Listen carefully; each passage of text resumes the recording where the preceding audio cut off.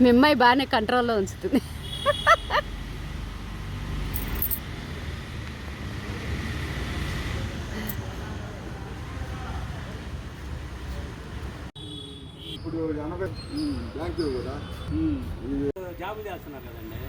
ఏ జాబులు చేసినా కూడా ఇద్దరు ఉన్నా కూడా వండుకునే మార్గం ఉండాలి కానీ ఆలోచన ఒక్కళ్ళమైనా చేయొచ్చు. ఏం మీకు వీడియో తీస్తున్నాను, వండుకొని తినాలిగా.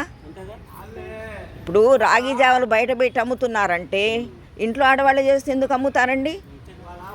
వచ్చేటప్పుడు మగ మనిషి కూడా వచ్చేటప్పుడు నాకు ఒక కప్పు తీసుకురమ్మంటున్నారు.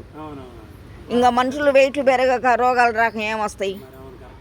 చేసుకొని తాగితే తింటే అన్నీ మన చేతుల్లోనే ఉందండి. మన ఆరోగ్యం కూడా అలా చేసుకోరు.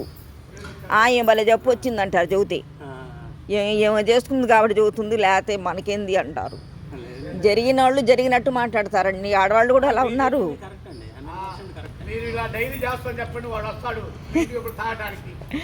రాండి, ఏముందండి. ఏమండి ఆ జొన్నలు సాములు బరుగులు ఏం పెద్ద రేట్ అండి? బిర్యానీల కన్నా రేట్ ఎక్కువ అయ్యి చెప్పండి. ఏం రేటుగా ఉన్నాయి? 50 రూపాయలే కండి.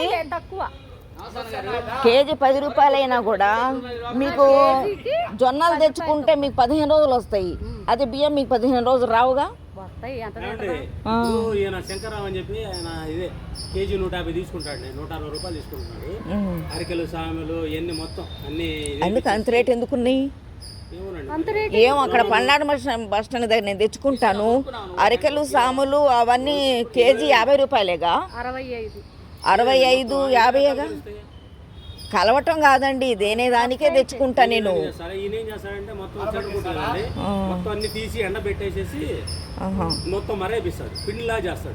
మీరు ఎంత మరేపిచ్చినావండి, పిండి బయటది కొనమాకండి.